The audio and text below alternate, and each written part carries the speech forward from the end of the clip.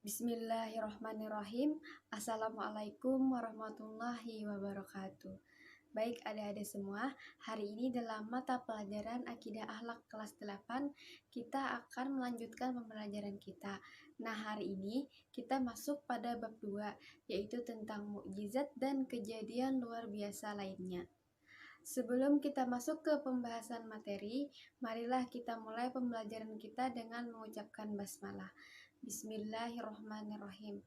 Ingat, luruskan niat kalian menuntut ilmu karena Allah Subhanahu wa Ta'ala. Adapun pokok pembahasan kita hari ini, yaitu yang pertama tentang pengertian mukjizat, yang kedua tentang mukjizat pada Nabi Nuh, Nabi Ibrahim, Nabi Musa, Nabi Isa, dan Nabi Muhammad SAW.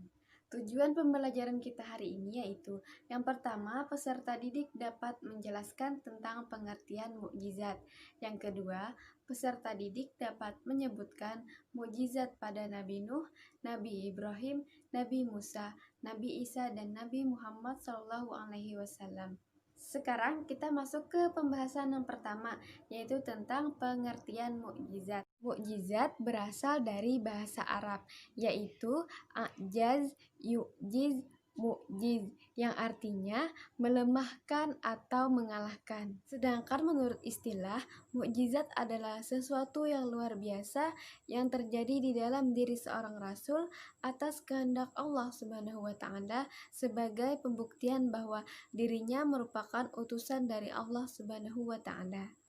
Adapun fungsi dari mukjizat itu sendiri yaitu yang pertama untuk melemahkan dan mengalahkan usaha dan segala alasan orang kafir yang menentang seruan dari para rasul Allah Subhanahu wa Ta'ala. Yang kedua adalah sebagai bukti kekuasaan dan kebesaran Allah Subhanahu wa Ta'ala. Dan yang terakhir, sebagai bukti bahwa Rasul memang benar-benar dipilih dan diutus oleh Allah Subhanahu wa Ta'ala sebagai penyampai wahyu darinya. Nah, mukjizat ini terbagi menjadi dua. Yang pertama yaitu mukjizat hissiyah. Nah, mukjizat hissiyah ini yaitu mukjizat yang dapat dilihat, didengar, dirasakan maupun dipegang. Sedangkan yang kedua yaitu mukjizat maknawiyah atau mukjizat yang tidak dapat didengar, dilihat, dirasakan, dicium maupun dipegang. Nah, jadi kebalikan dari mukjizat hissiyah tadi.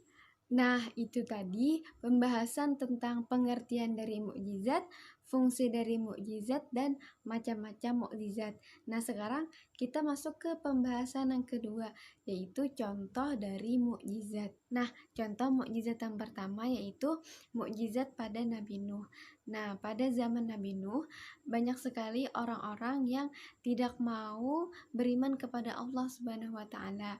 Nah, sehingga Allah menurunkan air bah yang sangat besar lagi dahsyat dan terjadilah banjir. Nah, pada saat itu Nabi Nuh telah diperintahkan oleh Allah untuk membuat sebuah perahu yang sangat besar sehingga Nabi Nuh, para pengikutnya, dan juga binatang ternak dapat selamat dari kejadian tersebut. Contoh yang kedua adalah mukjizat pada Nabi Ibrahim. Nah, Nabi Ibrahim ini adalah nabi yang lahir di tengah-tengah orang-orang penyembah berhala. Nah, pada saat itu mereka dipimpin oleh Raja Namrud. Hingga pada suatu hari Nabi Ibrahim menghancurkan berhala-berhala tersebut.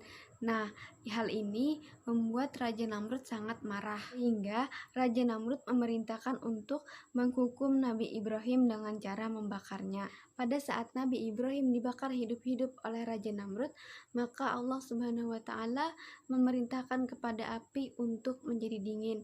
Nah, dengan izin Allah Subhanahu wa Ta'ala, maka Nabi Ibrahim tidak merasakan kepanasan sedikit pun. Nah, hal ini terdapat pada Al-Quran surah Al-Anbiya ayat 69. قُلْنَا يَا نَارُ كُونِي بَرْدًا وَسَلَامًا عَلَى إِبْرَاهِيمَ. Kami Allah berfirman, wahai api, jadilah kamu dingin dan penyelamat bagi Ibrahim. Contoh mukjizat yang ketiga adalah mukjizat kepada Nabi Musa. Nah, Nabi Musa adalah nabi yang hidup pada zamannya Firaun, yaitu orang yang mengaku sebagai Tuhan. Allah memberikan mukjizat kepada Nabi Musa berupa tongkat yang dapat berubah menjadi ular. Nah, tongkat inilah yang digunakan untuk mengalahkan para penyihir dari Firaun.